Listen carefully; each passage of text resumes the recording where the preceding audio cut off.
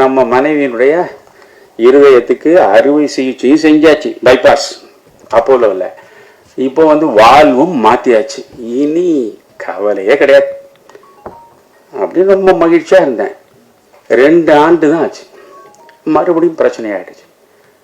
என்னடா டாக்டர் கோபால் முருகன் எங்கே இருக்காருன்னு கேட்டால் அவர் வந்து எம்ஜிஎம்க்கு மாறிட்டார் சார் இப்போ. சரி, நான் அவருக்கு ஃபோன் பண்ணேன். அது ஆனால் இப்போ அந்த கோபால் முருகன் இந்த இடத்துல நான் நன்றி சொல்கிறேன். அந்த காவேரி ஹாஸ்பிட்டலில் 22 லட்சத்துக்கு மேலே பில்லு போட்டாங்க. போட்டதில் இவர் இங்கேருந்து ஃபோனை போட்டார். டாக்டருக்கு ஃபீஸ் எவ்வளோ போட்டிருக்கீங்கன்னு கேட்டார்.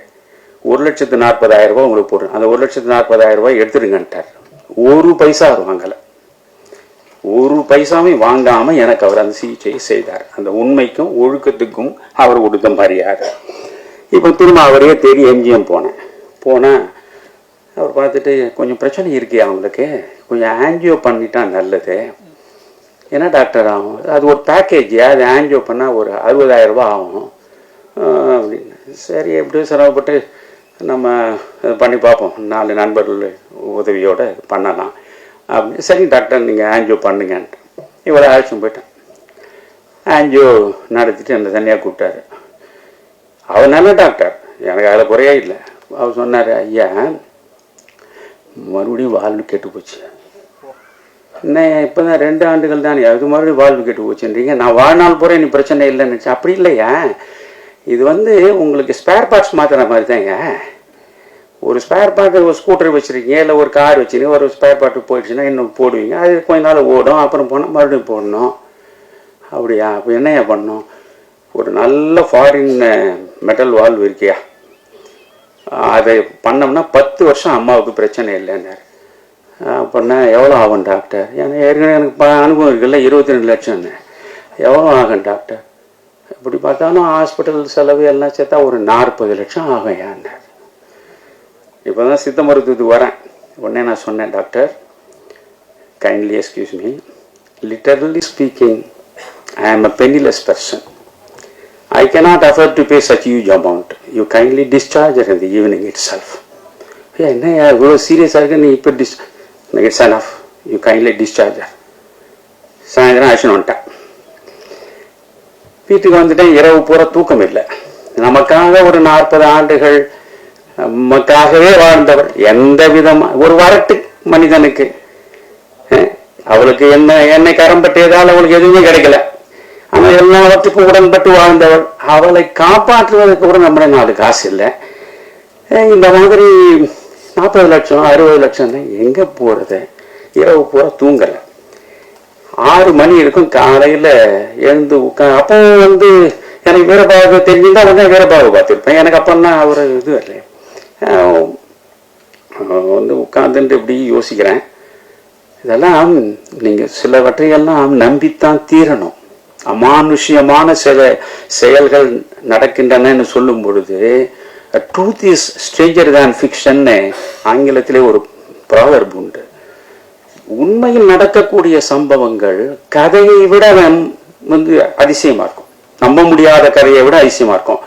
நான் உட்கார்ந்து அப்படியே பார்த்தேன்னு ரொம்ப சோர்ந்து விரக்தி விட்டு நேரில் உட்காந்துருக்கேன்.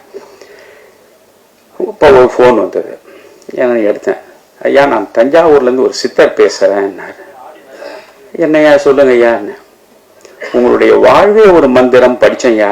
திருமந்திரத்தில் உள்ள 3000 பாடல்களை அப்படியே சாறு பிழிஞ்சு நீங்கள் கொடுத்துருக்கிற அந்த புத்தகத்தை 3-4 முறை படிச்சுட்டேன்யா. நான் ரொம்ப வியந்து போனேன். நீ இன்னும் 100 வயது வாழணையா, உங்கள் மனைவி 100 வயது வாழனேன்னு. எனக்கு நானே என் மனைவியை காப்பாற்றுறது வழி என்னன்னு தெரியாமல் உட்காந்துருக்குறேங்க. நீங்கள் என்ன போய் 100 வயது வாழணும்னு சொன்னீங்க. நான் கொஞ்சம் சலிப்போட சொன்னேன். என்னையா உங்கள் மனைவிக்குன்னாரு. இப்போ ஒன்றுக்கும் நடந்து சொன்னேன். ஐயா, உங்களை மாதிரி அறிவாளிகளே இப்படி அலோபதியில் போய் இப்படி வீணாக அலைக்கழிக்கப்படுறது தான் நினச்சா வருத்தமாக இருக்குது. என்னையா பண்ணணும்? நான் சொல்கிறது நம்பிக்கையோடு செய்வீங்களா? சொல்லுங்க, செய்கிறேன். 10 ரூபாய் பெருமானம் உள்ள சிகிச்சையை நான் சொல்கிறேன், செய்வீங்களா? கட்டாயம் செய்கிறேன். 10 செம்பருத்தி பூவை அன்றாடம் வாங்கிக்கங்க. அந்த 10 செம்பருத்தி பூவை 2 குவளை தண்ணீரில் போட்டு 1 மணி நேரம் ஊற வைங்க. ஊற வச்ச பிறகு ஒரு 10 மிளகு அதுல போடுங்க. மருத மரப்பட்டைன்னு நாட்டு மருந்து கடையில தூளே விற்பான், அதில் ஒரு போடுங்க. அதை காய்ச்சுங்க. 2 டம்ளரை 1 டம்ளர் ஆக்குங்க. காலையில குடிக்க சொல்லுங்க. சங்கு புஷ்பம்னு ஒன்று இருக்கு. அந்த சங்கு புஷ்பம் சனீஸ்வரனுக்கு போடுறது. அதை ஒரு 10 பூவை எடுத்து மிக்சியில் அரைச்சி சொல்லணும். அவ்வளோதான் ஐயா.